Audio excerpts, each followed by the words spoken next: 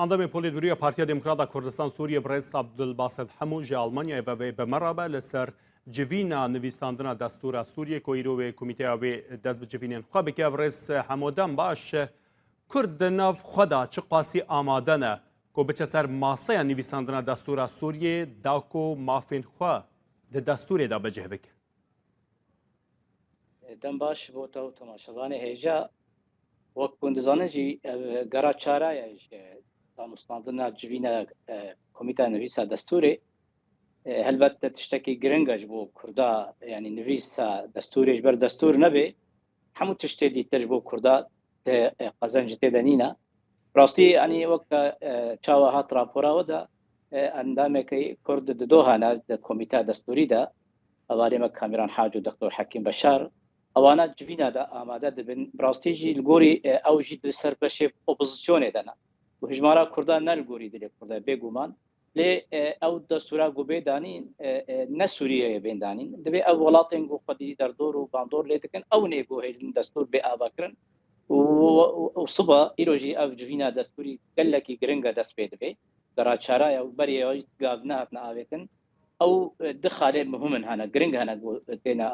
گفتگو کرن یک جه ناسنامه سوریا یا جهلا عربی و جهلا اسلامی ابانا هردو گلکی گرنگ جبو مکفردا یعنی هکر هاتو اف گاب هات آویتن وهنا كيف بيش بهذا هاتوا مسألة سوري وناسنامة سوري عربي وإسلامي ما بيجومان وقال لك زرار وقال لك فدا تشتكي كردات لا دستور سوري جنبه وأفس نحصل كريزا سوري حتى أنها براسي كردوه ببحث منين لنابه كريزا سوري ودانينا دستورانو. باشه چه کارتک دست کرد هیا کو بکاربه گواش بخسر کمیته نویساندنا دستور سوریه دا کو مافین کرد دستور دا بچسبینه قالك يعني يكجي خندنا كردا ومانا كردا ورولا كردا نافان ولاتين دردور دا ولاتين دولتي دا روسيا وامريكا بيغومان دوستانيا كردا هري جرينجا يعني و ايروجي روجلاتا نافين سوريا بتايبت قالك برغو هرتيني نتاج برغو نقشه كانوتي اباكرن البت حموجي ديفيجن انه كرغرا كارولا كردا هبه داننا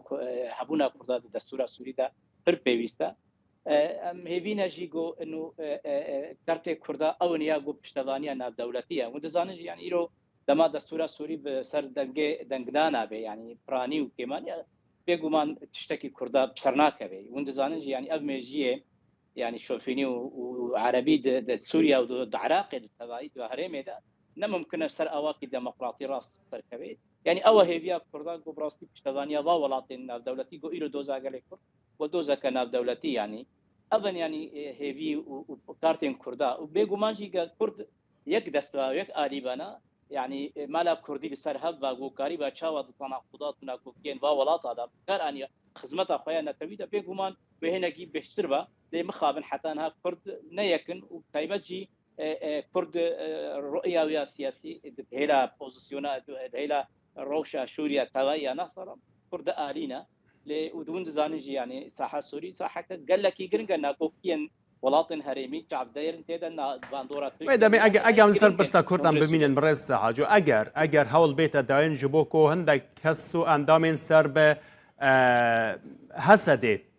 بجداری دو کمیته نویساندن دستور دا ببن یعنی نکاره هندکی گرانیا کردان زیاده تر بکه جبرکو گواش حتی چه بکه لسر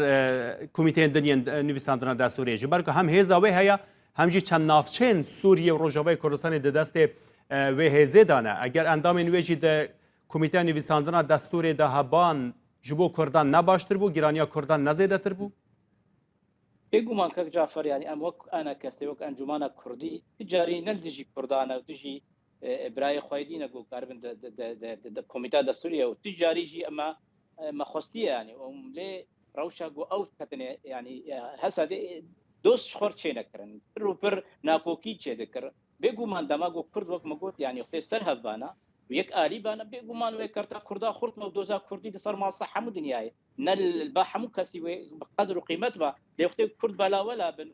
وتشتكي ويجعل لك كده برسن برس عبد الباسط يعني نها يعني امن ود برسن شما يكنين هنجي لك كده برسن شما يكنين يعني ما برس افا براسي برس افا يعني اگه جبو دستور اگه جبو نویساندن دستور سوریه کرد یک نبن ایدی به کنگی یک بن جعفر ایگو دوزا کردی د پارێزێ دیپلۆماسیەت سەر ئاستا ناودەولەتی و دۆست و هەوارێ کوردا چێکردن ئەنە کەس تم داخوازیە کوردی یا ئەنە کەسەیە ئەڤانە جوا کەسێن دی بپرسە ئێگۆ بڕاستی پرۆژان نەتەوی دۆندڕێوات ئەڤە ینی دوێ ملەتی کوردجی بازانبێ ئەنە کەسێ بە ئاوای دیپلۆماسی بە ئاوای ئاشتیانە د هەموو کەسیدا پۆزیتیف کار دەکێ و دۆست و هەوالا چێتکە نەتیژمنا چێتکێ نەدبێ دنگێ ناکۆکیên وڵاتên دەردۆر بۆ کاربن کوردا بکاربێنن سەر ماسا ئادیکی دەژێ قەرن کورد دائما پرسا کوردی د هەموو دیتنێ خۆدا ئەنە کەسێت چ ئالیکاری ئۆپۆزیسیۆنێدا بێت چ لە رووسیا بێت چ ئەمریکا بێت چ وڵاتên دەردۆر بێ دۆزا کوردی یا پێشیە بەرگۆ ئەمۆ کورد دۆزامایە کوردی هەبوونا مەد چ دەستگەهێ سەر ئەساسێکی نەتەوی دۆزا ملەتێ کورد سەر خاکە سووریایە دەوێ مافێوی بێجەسوانن و قبول ببێ ئەبە ینی لێ ئەم دیسەژی یەکڕێزیە کوردی دخوازن سەر ئەساسێکی گۆ ئەم کاربن مانا کوردی بۆ خزمەتا کوردی بکەیت لێ نەش بۆی ئەجندێن وڵاتێن دیتر و کاربن ئوما دموکراتی و فەلسەفە یا بەراوەلا ئەبە ینی لێ برس عەبدولباسط هەموو ینی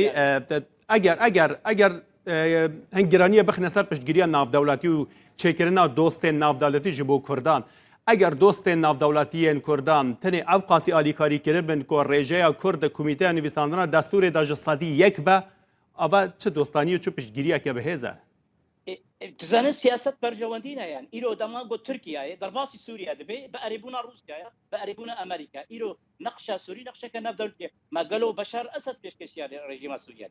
بێگومان پشتەوانیا رووسیا و ئیرانەیە ئیرۆ کریزا سووری کریزا ناودەولەتیە بەرژەوەندین دەولەتên هەرێمی و دەولەتên ناودەولەتی ئیرۆ نەخشا سووری تێدانیکن نەخەڵکێ سووری ئیراداخوا و بریارە خۆ دەدەن بەربەیەکی ئەمدین هێویەمە ئەوە وانه اف نقشه سوري باريكاريا ولات النفدولتي به هكر ولات النفدولتي پشتوانيات نكرن بيگومان ترولات وي نمينه بر ابا پرسا كرديا 50 ساليه خزم سوريا ده لچرچوا ولات سوريا تگامنا هبت ابي ايرو هيوي اوغو پرسا كردي د 100% نفدولتي ده يبه سوريا كانوتي اذا كرنا انه دو چرچوا سوريا گوما 50 سالي خبات كر من كاري نفوس سندري سوريا ربين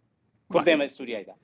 بله برس عبدالباسط همو اندام پولیت برویا پارتیا دموکراتا کردستان سوریه گلک سپاس جا آلمانیا و تو بمرابوی